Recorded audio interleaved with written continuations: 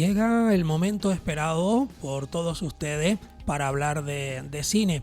Por aquí vamos contando con mucha gente conocida y otros que le damos también esa oportunidad para que nos vayan contando un poquito esa trayectoria, porque lo importante es que estén todos y todavía nos queda mucha gente por venir por aquí, por estos micrófonos. Quienes siempre contamos con ello en nuestro espacio destinado al mundo del cine de forma semanal son los amigos Abel Hernández Belsa, él es coordinador de la sección de cine del Instituto de Estudios Hispánicos de Canarias. Abel, un saludo, ¿qué tal estás? Hombre, José Manuel, ¿cómo anda? Bueno, pues aquí intentando que esta nave vaya al final, a buen puerto, como se suele decir. Y a ver qué tal está también nuestro buen amigo Josep Vilageliu, que es director de cine. Hola Josep, bienvenido, ¿qué tal? Hola, ¿qué hay? Muy bien, muy bien. Aquí esperando a ver de seguir hablando de cine, que es lo nuestro. Sí, y además hoy, pues dándole la bienvenida a Dailo Barco, él es director también de cine, un hombre muy conocido que hoy queremos descubrirle un poquito más, a ver qué está haciendo, qué ha hecho y un poco también conocer sus impresiones. Dailo, bienvenido, muy buena.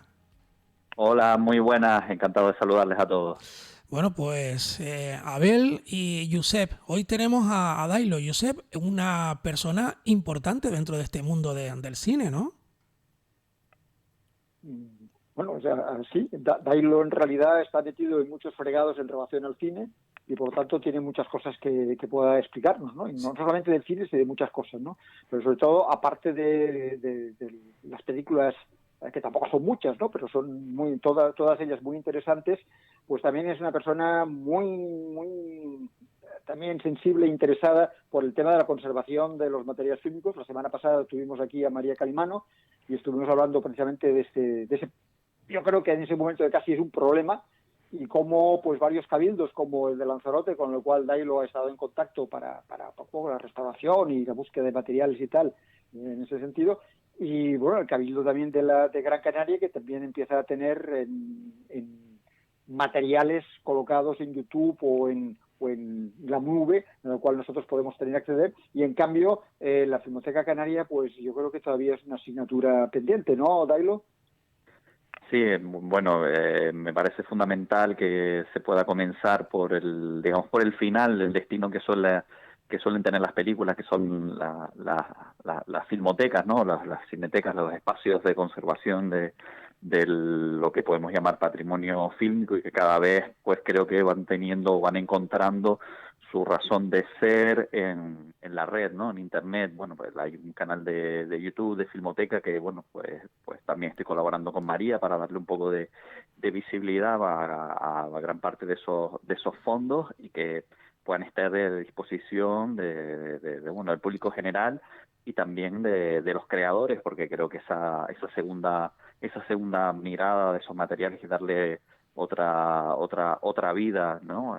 Que nos acerca al pasado, pero desde una creatividad del presente, me parece que también empieza por ahí, ¿no? En el fundamento de los fondos de películas antiguas, de lo que se llama el cine doméstico, y que, bueno, como bien ha referenciado Josep, pues vengo trabajando también en paralelo a la creación de mi propia obra, y que muchas veces también todos esos materiales forman parte, ¿no? Y bueno, me parece que es una manera de dialogar con cineastas de otras épocas, y que al final siempre lo hace todo como muy presente, ¿no? Dailo, al principio siempre nos dan los amigos que vienen por aquí presentándose delante de estos micrófonos un poquito de pincelada de su trayectoria, cómo empieza todo por el mundo del cine, y un poquito alguna pincelada así importante de la trayectoria, y luego ya con Abel y con Josep y quien les habla, pues iremos desgranando un montón de temas que hoy pues queremos preguntarte, ¿no? Pero así, como tarjeta de presentación, un poco cómo empezaste en esto del mundo del cine. Pues empezar, bueno, obviamente desde la condición de cinéfilo, digamos, soy una persona que siempre le ha interesado el cine como más allá de un entretenimiento, sino como una forma de conocimiento, que siempre, bueno, pues toda mi curiosidad por descubrir el cine de otras épocas y de otros lugares, más allá de lo que ofrecían pues las salas que normalmente había aquí en las islas. Digamos, he sido carne de videoclub, he trabajado en ello, y bueno, fue a partir de un momento, aunque yo estudié sociología, me decidí salir a vivir fuera, a estudiar fuera, tanto en Salamanca como en Barcelona, y empecé a ver que eso era, digamos, más posible. Y a la vuelta de esos viajes, cuando ya me dedico un poco más profesionalmente a todo ello, pese a que había colaborado con varios cortometrajes, desde, digamos, he empezado desde ser figurante de cortometraje a pasar a otro, pasando por otros departamentos de lo que es un rodaje, ¿no? De asistente de sonido, digamos, he puesto micros, he estado poniendo el trípode, he estado poniendo con la claqueta, he estado en diferentes espacios para un poco aprender, ya que aquí no había unas escuelas, digamos, superiores, a las que yo tuviera acceso mientras yo estudiaba pues mi carrera, que era sociología. Pues ahí fui formándome, y fue a partir de mi vuelta de estudios fuera, que estudié un máster en la Pompeu Fabra, cuando me decidí a dar un paso adelante junto con otras compañeras como Ana Pérez y Estrella Monterrey, para hacer un largometraje documental como Vidas Blancas, que ahí, digamos, supone como ya el tomárselo en serio, ¿no? Esto es una posibilidad, es posible hacer trabajo desde Canarias y desde una mirada, digamos, audiovisual a temas concretos que de nuestra, digamos, nuestra cultura, nuestra historia, y bueno, así, digamos, es como empezó todo, por así decirlo. Pero bueno, digamos que la historia es larga, las investigaciones son siempre muy largas en mi proceso de trabajo. Por eso decía un poco, Josep, no he hecho mucha obra, digamos, firmada por mí, un cortometraje y 2 largometrajes, pero sí he colaborado con muchísimos proyectos, y desde otras perspectivas que tienen que ver con el audiovisual. Y bueno, básicamente, ¿por dónde quieres que continúe? Porque bueno, no Bueno, sé nada ya, Sí, sí, más. ya, mira, ya te va Dailo, preguntando. a mí me interesa el tema de lo de la Pompeu Fabra en Barcelona, el máster, porque quiero recordar de algo que habíamos hablado tú y yo, más bien fue teórico que práctico, pero explícanos un poco, desarrolla un poco todo eso, porque me parece que fue una experiencia muy interesante, ¿no? Sí, yo, claro, me aproximo casi, como decía antes, estudié sociología, y me aproximo a la idea del audiovisual como un fenómeno cada vez más presente desde el mundo digital, ¿no? Digamos que tenemos pantallas en los bolsillos con los dispositivos móviles. Digamos que las imágenes en movimiento, digamos, han invadido la realidad cotidiana de todos nosotros, y me he aproximado casi con una curiosidad de sociólogo y de seguir formándome, ¿no? En ese sentido, en la Pompeu Fabra. Lo que pasa que ahí en la Pompeu Fabra, que digamos es como una de las escuelas de lo que se llama el documental creativo o el cine de no ficción, a través de su máster, pues han nacido en un desarrollo teórico muy potente, y todas las referencias que hay pues te alimentan, digamos, que es como casi lo más importante, ¿no? Que es alimentar la mirada, ver otras referencias, y al final, por eso se digo, ¿no? Que la vuelta fue volver al sitio donde yo partía, pero con una lente diferente. O sea, vi la realidad donde yo vivía con otros ojos. Y creo que la Pompeu Fabra, bueno, ya básicamente, aunque fuera un máster que estaba encarado a hacer, digamos, un doctorado, digamos, una investigación, que de hecho lo empecé, pero que al final se quedó un poco a medio camino, porque quise realmente pasar de la teoría a la praxis, ¿no? Y al final yo creo que como siempre digo, ¿no? Soy sociólogo, o tengo una parte teórica, que al final mis trabajos, mis investigaciones, al final tienen una forma propiamente audiovisual. Así que, bueno, yo creo que el haber ido a la Pompeu Fabra, me parece que ha sido fundamental para acercarme también al audiovisual de esta manera, ¿no? Abel. Sí, bueno, en un principio yo decir que y aconsejar a todos nuestros oyentes que se interesen muchísimo por la obra de Dailo, porque Dailo hace algo que no hace todo el mundo, ¿no? Él se mete con los fenómenos sociales y culturales, ¿no? Y aquellos aspectos que forman parte del imaginario popular, y entonces hace una investigación de la memoria oral y documental. Y lo más importante es la utilización de lo que nosotros llamamos metraje encontrado, en inglés footage. Y entonces yo digo, oye, la utilización de este metraje encontrado es buenísima, es interesantísima, porque yo en cierta manera siempre he sido un fan de Adam Curtis, que es un documentalista inglés de padre y señor mío, y entonces cuando he visto la obra de Dailo y sobre todo Viudas Blancas, a mí me ha impresionado. Y lógicamente cuando he seguido viendo tanto el archipiélago fantasma y Pelona y las postales de Roberto, he dicho, oiga, a Dailo hay que seguirlo, a Dailo hay que trabajarlo, hay que ver sus documentales y lógicamente discutirlo y reflexionar sobre ello. ¿Dailo? Gracias por las palabras, Abel. Sí, yo creo que Vidas Blancas, aunque tiene un corte pues mucho más clásico de documental, sí fue el vehículo que me llevó a tocar las puertas de la Filmoteca Canaria, ¿no? Porque, bueno, era, para el que no lo haya visto, ¿no? Vidas Blancas trata sobre la historia oral de las mujeres que vivieron la migración desde el punto de vista de las que se quedaron en el lugar de origen mientras sus maridos migraban a Venezuela, y en muchos casos pues volvieron muchísimos años después, o en algunos casos ni siquiera volvieron, y que es creo que comprobamos, certificamos que era una realidad que atravesaba muchísimas familias y que no estaba, digamos, contada en los libros, estaba en los márgenes de la historia, y por eso me interesa, sí, toda la cuestión popular me interesa mucho, pero sobre todo toda aquella que se queda más en los márgenes y que tiene capacidad para, en cierta manera, hasta subvertir relatos más oficiales o relatos más aprendidos, ¿no? Que en el sentido de que, bueno, creemos que somos así, que nuestra historia ha sido así, y hay un montón de relatos orales o materiales de archivo, ¿no? Que se encuentran, que ponen en tensión y a veces contradicen y digamos, enriquecen y construyen una mirada crítica sobre nuestra propia historia, ¿no? Con Vidas Blancas queríamos utilizar pues material de archivo que un poco ilustraran, que es lo que se suele utilizar muchísimas veces con el material de archivo, ¿no? Vamos a hablar una historia, estas mujeres de 80 años nos cuentan parte de su pasado, pues vamos a buscar imágenes que nos ilustren cómo pudo ser, en este caso, la isla de La Palma, es una historia que pasó en Canarias, y nos vamos a Filmoteca para encontrar imágenes de esa época.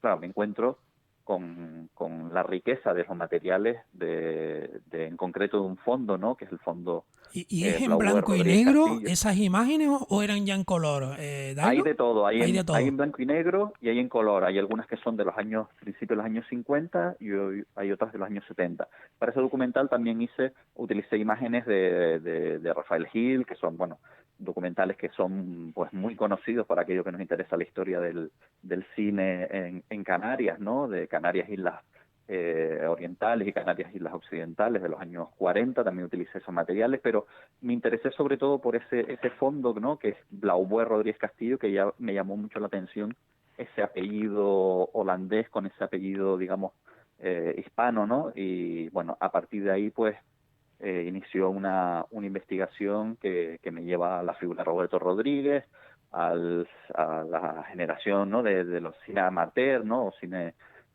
los cineístas de los años 70, de los que formó parte también Josep Ballès-Eliu, que bueno, considero amigo porque bueno, hemos colaborado ya varias veces en nuestros intereses, ¿no? de un poco de investigar, de saber, de hablar sobre alrededor del cine que se ha hecho aquí en Canarias.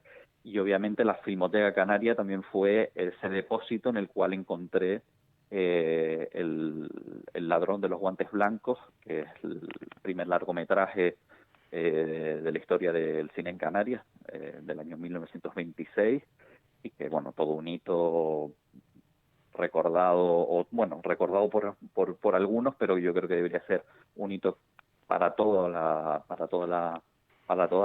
la región canaria, porque bueno, no creo que haya muchas cinematografías que tengan una obra tan temprana en gran parte del mundo, y es sorprendente la hazaña y la épica de intentar hacer cine. A día de hoy también lo es, pero pensando en los años 20, pues me parece como toda una proeza. Sí. Además es una película. fácil de ver porque está en YouTube, es decir, que cualquiera puede ver la película, ¿no? Sí. Vale. Creo que es importante referenciar todos estos títulos porque, bueno, esto forma parte también de nuestra digamos, historia, ¿no? Aunque sean algunos hitos del pasado, ¿no? Realmente, mira, el ladrón... La grabación que... Perdón, dime. Sí, Abel, entra. No, decir que en cierta manera la base de El archipiélago fantasma está precisamente en El ladrón de guantes blancos, ¿no? Y del actor y tal, hay un desarrollo bastante interesantísimo. Yo lo he visto y la hemos visto muy bien. Incluso a veces hemos tenido que repetir la película para ver muchísimas cosas que Dailo nos explica en ella. Sí, detalles, ¿no? Más o menos, ¿no? ¿Dailo? Sobre el archipiélago. Bueno, archipiélago... yo tengo varios temas que son como obviamente recurrentes al dedicarme a sobre todo el material de archivo o la memoria, ¿no?, oral, que obviamente pues la palabra memoria es algo que siempre está circulando en las cosas que hago, ¿no? El camino, digamos, que se cruza en ese momento para que yo llegue al ladrón de los guantes blancos viene de un trabajo que también obviamente hago, que también es el tema del comisariado de exposiciones, la curaduría, y en este caso estaba haciendo un proyecto que se llamaba Memorias de Contrabando, junto al fotógrafo reño Alexis W., que trataba sobre, bueno, pues toda una serie de elementos y de obras que tenían que ver con la represión franquista, la guerra civil y la transición como eje para seleccionar una serie de materiales y poner en el presente una serie de historias. Y yo, bueno, quise contribuir también con una obra y, bueno, el resultado fue Archipiélago Fantasma porque fue algo muy natural. Alexis se dedicaba a fotografiar a descendientes de desaparecidos forzosos durante la Guerra Civil en Canarias, y varias de las personas que fotografió nos contaban que su familia desaparecido había aparecido en el ladrón de los guantes blancos.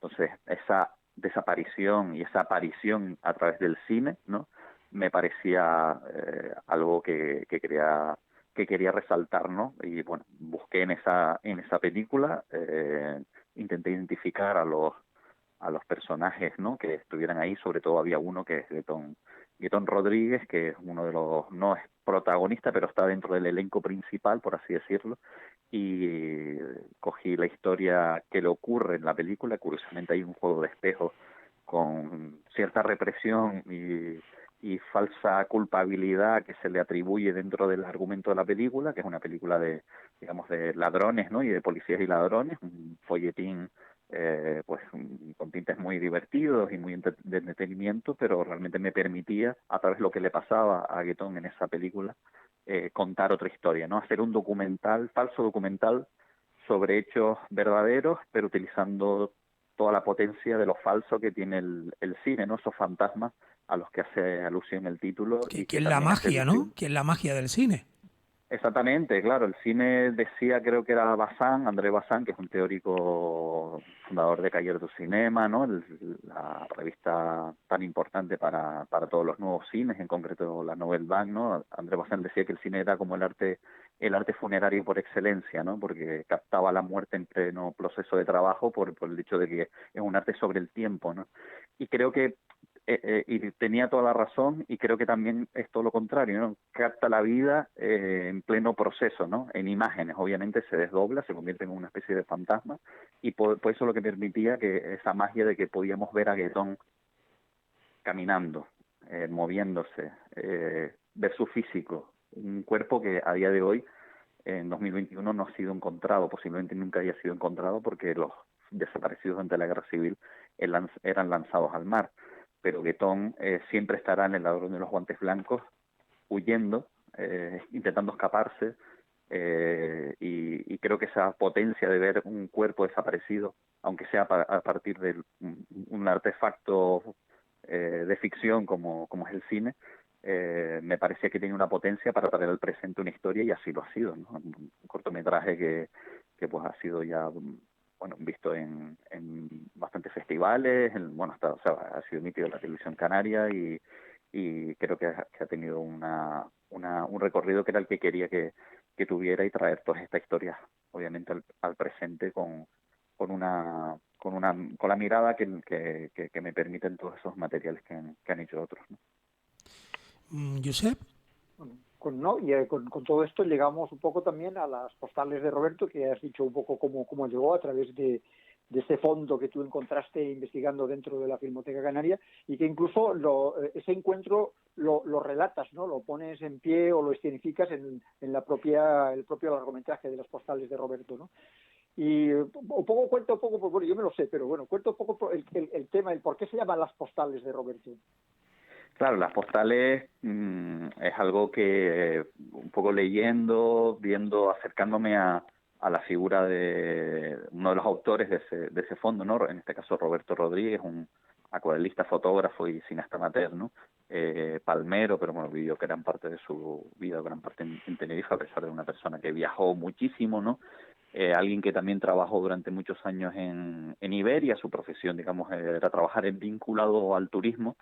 Él, bueno, era alguien nacido en Punta Gorda, con una vida muy cercana a lo popular, puede ser lo rural y lo popular, por así decirlo, lo folclórico, y también su otra profesión y la influencia, yo creo, que tenía del otro cineasta que comparte el título al fondo, Jan Blauboer, que era alguien que hacía como películas etnográficas para el Instituto del Trópico de Ámsterdam. Pues llega a hacer una especie de cinematografía que intenta como captar como una especie de esencia identitaria de ciertas prácticas, de ciertas de ciertos eventos, pues desde una procesión, una bajada de la Virgen o un carnaval, o cómo trabajan los calabaceros con el tema del regadío en La Palma, o cómo la Isla del Hierro o La Gomera o los parques nacionales, intentando hacer como como una serie de postales, ¿no? Una postal que obviamente en el momento en el que Roberto las presentaba en sociedad, en muchas de las muestras y certámenes que había tanto en el Círculo de Bellas Artes, en la Caja de Ahorros o la Casa de Colón, ¿no? en Las Palmas, entraba en un momento en el cual los años 70 estaba pasando en España muchísimas cosas, había mucha efervescencia política y había una nueva generación que estaba conectada ya con unos nuevos cines que intentaban hacer otro tipo de cosas. Entonces, en ese momento la palabra postal aparece de manera como un poco peyorativa y en muchos casos con razón, porque no estaba, digamos, captando el momento presente del cine, sino estaba como, Roberto estaba interesado en casi como sostener una Arcadia de una Canarias, sí preocupada por el hombre popular, pero él estaba como en otro tiempo, y eso creo que al final, con el paso del tiempo, también le ha dado esa magia, esa pátina de una ensoñación que nos habla de una idea que también está en ese momento y que después se desarrolló, de una idea de entender Canarias. Esas postales, como toda postal, ¿no? Que es una imagen, digamos, cliché o arquetípica, imagen, siempre por detrás tienen pues una dedicatoria o una escritura, que hay una caligrafía, que en este caso es la de Roberto, y la que yo tengo, digamos, la oportunidad de hablar o de conocer, e incluso entablar una amistad con el autor, y entonces intento ver como esa parte detrás de la postal, ¿no? Es una imagen que podría ser hecha, ¿no? por cualquiera, ¿no? Por así decirlo, aunque Roberto creo que tenía una mirada pictórica que le da una cualidad fotográfica, y que tiene títulos, creo que son muy importantes para la historia de la cinematografía canaria, sobre todo documental, pero esa otra caligrafía detrás personal, y vemos como esas imágenes que parecen ser como muy arquetípicas, al final tiene una cuestión personal que hace que esas postales se enriquezcan y que sean, digamos, únicas, aunque sea casi un imposible, ¿no?, que hayan postales únicas. Abel. Bueno, en realidad se llamaba postales no a lo que hacía Roberto, porque si no solo a él. Es decir, en realidad las críticas un poco de luego lo que fue la Asamblea de Cineastas Independientes Canarios, que surgió después de la muerte de Franco y que intentaron revolucionar un poco todo lo que era el cine que estábamos haciendo, que yo también estaba haciendo, ¿no? En realidad fue la crítica a que estos cineastas, pues digamos, seguían todavía, a pesar de que el mundo había cambiado, en edulcorar un poco las imágenes que estaban alrededor, ¿no? Que no daban cuenta de lo que estaba ocurriendo a través del cine, ¿no? O sea, es la crítica que les estaban haciendo a todos, ¿no? Pues bueno, a la mayor parte de cineastas, ¿no? Que eran aquellos que presentaban sus películas a las muestras de cine, todos los, ¿no?, concursos que cada año pues hacía la Caja de Ahorros en Santa Cruz de Tenerife, ¿no? Bueno, eran presentaciones muy muy efervescentes, como, bueno, lo que me han contado, tú lo viviste, Josep, pero eran presentaciones en donde la sensibilidad estaba a flor de piel y que, digamos, creo que se significaba en esas proyecciones un poco lo que estaba pasando también en las calles, ¿no? Interesante, digo. Claro, es que la cultura no es nada ajena a la realidad, ¿no? Está íntimamente ligada, ¿no? Y era lógico que se hubiese esa separación drástica con varios intentos que hubo de todas maneras de unir a todos los cineastas, porque como ahora, ¿no? Es decir, hace falta la unión de toda la gente que está en la misma historia para conseguir algo, para que haya una ayuda de unos con los otros, o para conseguir, digamos, que ese cine que era muy endeble, porque eran esas películas de Super 8, como muy, ¿no?, que pensábamos que no iban a prosperar mucho, que se iba a deteriorar el color, y que en cambio resulta que a cabo de tantos años, pues desde toda la época, lo que se ha mantenido todavía ha sido precisamente el Super 8, ¿no? Bueno, el 8 y el Super 8. En cambio, todo lo que la revolución posterior... ¿Y las voces van bien? ¿Las voces se mantienen? Prácticamente. Y sí, las voces también se mantienen, ¿no? Se ha deteriorado muy poco. Y las voces igual, el sonido, lo que es el sonido. El sonido es lo peor, pero bueno, el sonido siempre, mientras no haya entrevistas, si es un sonido como se ponía en aquella época, que era poner una banda de una música que conseguías por ahí, ¿no?, a través de un disco y tal, y lo que lo metías, pues ahora mismo se puede restaurar, ¿no? Muy bien, muy bien. Pues Abel, que está por ahí calladito, Abel. Sí, no, bueno, yo me acuerdo que compré una vez una maquinita donde incorporaba, lógicamente era cine mudo, incorporaba una banda magnética que luego grababas perfectamente con un Super 8, ¿no? Y un micro. Vamos, pero vamos a las postales de Roberto. Yo pienso una cosa, aquí hay que considerar una cuestión siempre muy importante, que es que nos olvidamos que hay detrás de las postales hay una productora, Digital 104, que hay que comentarlo porque a veces la gente olvida, la gente solamente se fija en esto, en pequeños detalles, pero siempre se olvida de la gran labor de, por ejemplo, de Digital 104 en cuanto a esto. Y segundo, que las postales de Roberto tuvo 9 nominaciones al Goya. No, candidaturas, en realidad son candidaturas. Candidaturas. Eran candidaturas, sí, no nominaciones, eran candidaturas, ¿no? Pero ya es un éxito ya, ¿eh? Sí, bueno, que te acepten que seas candidato para que después te nominen, bueno, está es un paso importante, bien. Es un paso importante. Obviamente. Sí, me equivoqué, eran candidaturas y no nominaciones, sí.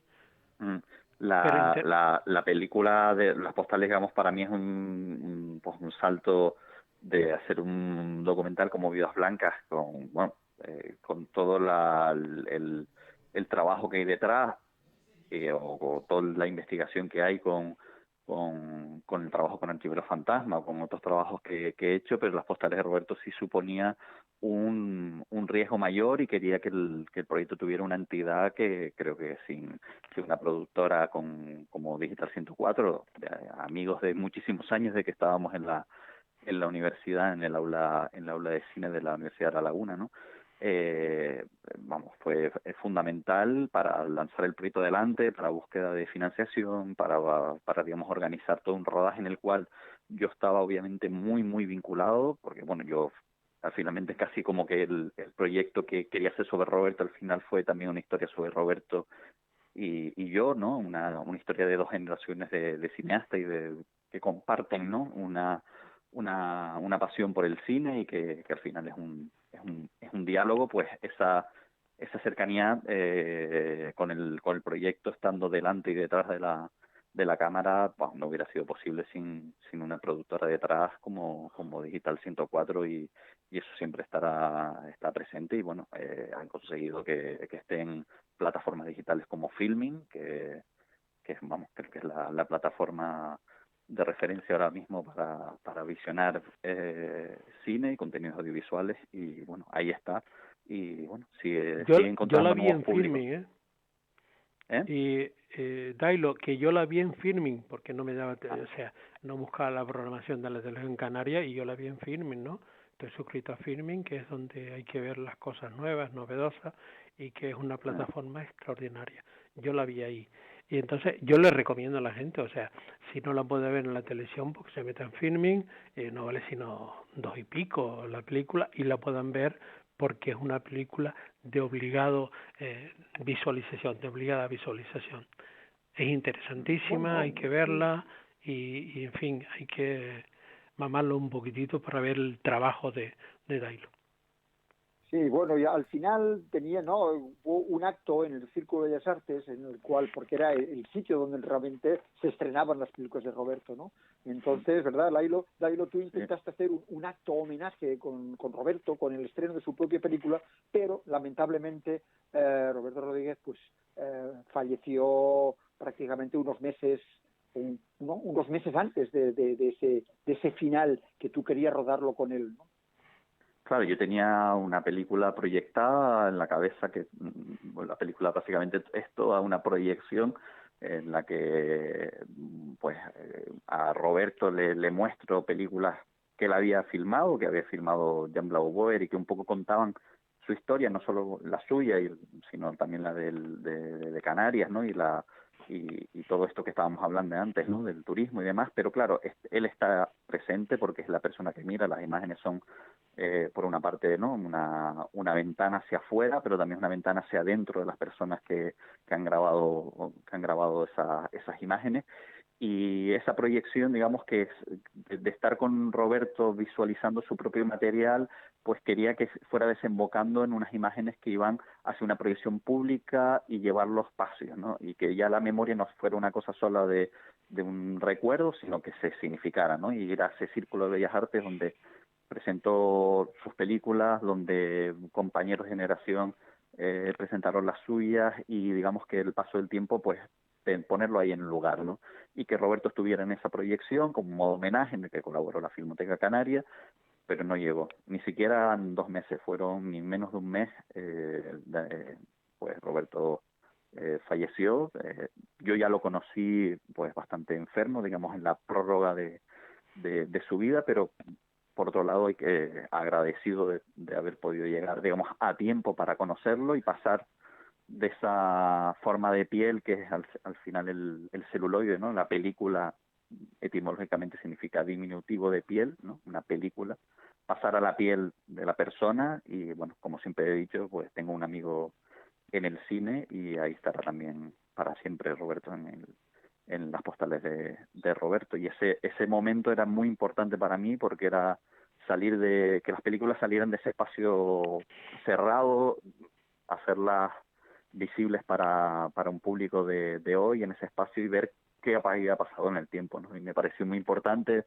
Recuerdo una crítica que hizo a esa sesión Josep, que me pareció preciosa, ¿no? Que hablaba del redescubrimiento del cine de Roberto Rodríguez, me parecía como de lo mejor que se ha escrito sobre Roberto en mucho tiempo, ¿no? Recuerdo sobre todo algunas frases sobre algunos de sus títulos, como la última folía, que me parecía que era muy bonito el cómo cambia, ¿no? el tiempo, las películas y cómo nos situamos a día de hoy ante ¿no? El pasado, por así decirlo, que habían compartido, aunque bueno, ellos siempre se llevaron muy bien. Nos quedarán como 6 minutos más o menos de tertulia. Vale, nos quedan. vale.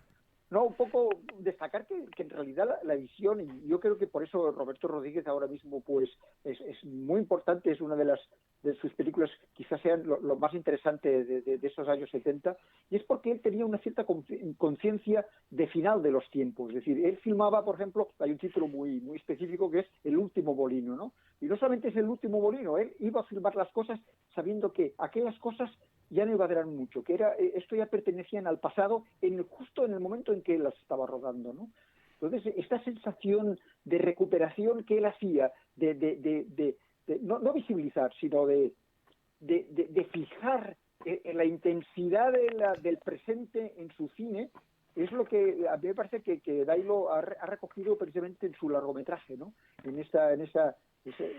Que de repente ahora vemos no solamente vemos algo del pasado como si fuese una arqueología de cosas anteriores, sino que esto precisamente cuando él lo filma y cuando ahora incluso en esos momentos lo estamos viendo y él lo recoge en su largometraje, o sea, lo que más destaca es que están vivas las cosas, las personas que hablan, lo que están haciendo, ¿no? Ese sentido de la inmediatez que es muy difícil y que él lo tenía en el momento de rodar.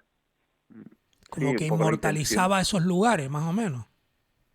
No, yo creo que lo que dice Josep también tiene que ver con, recuerdo una frase que le dije a Roberto, digo, tú que te has dedicado tanto tiempo como a preservar aquellas cosas que inevitablemente por la conciencia y también en el lugar que él ocupaba, ¿no? Sabiendo el aumento turístico, cómo iba a cambiar Canarias en ese momento, él estaba grabando esas últimas cosas, ¿no? A su manera, pero estaba interesado, iba dirigido a los últimos paisajes que tenían una cierta forma, las últimas tradiciones que tenían, ¿no? Como la cerámica palmera o formas de vivir, formas de vestir que inevitablemente estaban en sus imágenes. Y yo creo que la manera en que entendió el proyecto fue cuando una vez en su casa, que él vivió todos sus últimos años en el puertito de Weimar, le dije que había llegado el momento de que lo que había que preservar era él que se había dedicado a través del cine a preservar tantas cosas que obviamente iban a desaparecer. Quería hacerle como este último trabajo y ahí digamos que ya se firmó un acuerdo tácito de él quería formar parte de este documental, entendiendo que al final él también, ¿no?, se encontraba en un momento vital de final de su vida, y por eso un poco el planteamiento del documental es eso, el pasar, la propia palabra recordar, ¿no?, significa, ¿no?, volver a pasar las cosas por el corazón, y por eso tiene esa parte documental también, pero con mucha emoción, en el sentido de que al final le estamos viendo algo muy universal, que es alguien haciendo balance de parte de su vida, viendo sus propios recuerdos, en este caso proyectados a través del cine que él grabó, ¿no? Y al final todos en un momento dado hacemos balance de nuestra propia vida y aquello que digamos que nos ha definido, ¿no?, que nos ha acompañado, pues hacer como un último balance, ¿no? Entonces la palabra último está en el cine de Roberto y obviamente está en las postales de Roberto como últimos momentos de una persona que tuvo una vida, yo creo, muy interesante. Como siempre digo yo, un nombre corriente, Roberto Rodríguez, pero una vida extraordinaria.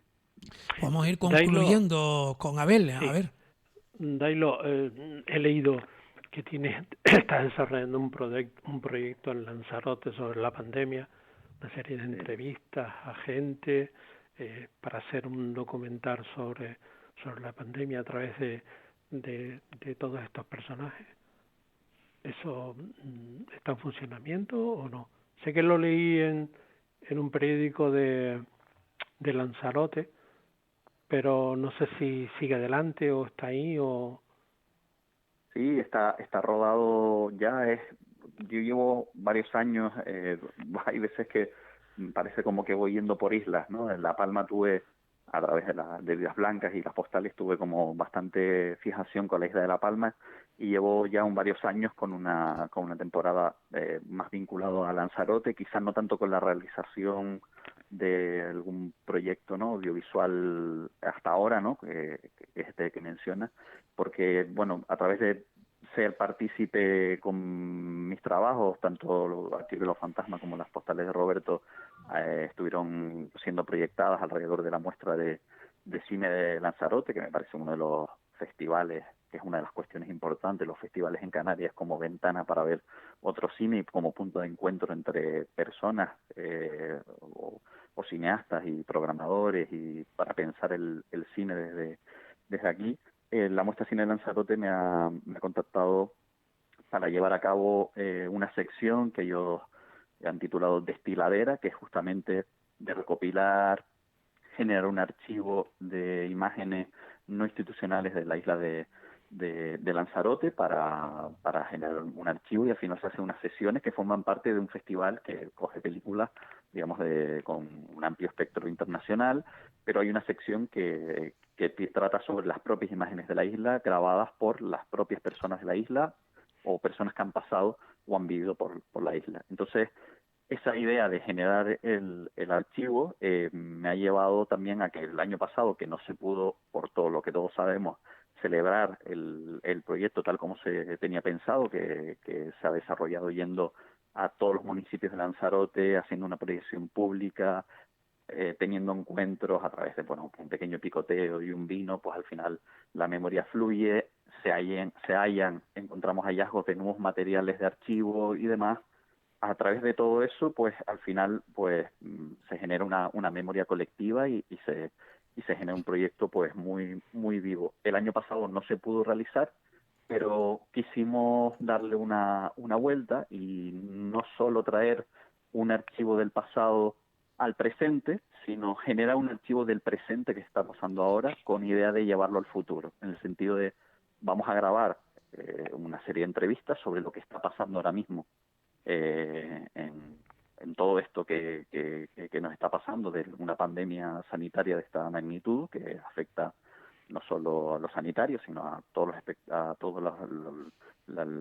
los condicionantes de nuestra vida, y que generamos un archivo que lo llamamos Muestra de una pandemia, en el cual se basa en 100 entrevistas, 100 justamente para poder hablar de porcentaje, en la que hemos trasladado. Ahí digamos que me volví a vestir de sociólogo, o por lo menos más cercano a lo que estudié como licenciatura, 100 entrevistas para poder distribuir un poco las características de la población de la isla en cada una de las personas, como si fuera un casting. 50 hombres, 50 mujeres, tantas personas del municipio de Arrecife, tantas de San Bartolomé, por categorías profesionales, por grupos de edad, por si habían nacido allí, si son población que han llegado después, llevando todas las estadísticas de Lanzarote para hacerle las mismas 5 preguntas, que es un cuestionario, digamos, tipo, sobre, desde un poco el pasado de antes de la pandemia, cómo vivieron confinamiento, cómo lo viven ahora y cómo pensarán que será el futuro. Con el objetivo de crear, pues se pueden crear, pues obviamente un documental, se puede hacer una exposición con las 100 entrevistas, que para que tú puedas entrar y verlas, se puede crear un proyecto web, digamos, las posibilidades son muchas y es el momento en el que nos encontramos, pero sobre todo la noción principal es archivarla, o sea, para que quizá en el futuro alguien que se quiera aproximar a cómo se vivió en concreto en la isla de Lanzarote esto, nos hacemos responsables de la isla en la que nace el proyecto, pueda saber aproximarse a todas esas personas, cómo lo vivieron y cómo les cambió las vidas y cómo piensan que va a ser el futuro, y creo que eso va a ser, digamos, con el paso del tiempo cada vez más rico. Pero estamos justamente en ello perfilando las diferentes vías de cómo mostrar el trabajo, aunque quizá ahora a corto plazo no nos interese tanto enseñarlo, justamente por lo cercano que lo tenemos. Entonces estamos en ese momento, pero es un proyecto que en unas 5 semanas hice 100 entrevistas, que fue, reconozco, muy muy intenso, pero de una riqueza para mí personal que la llevaré siempre.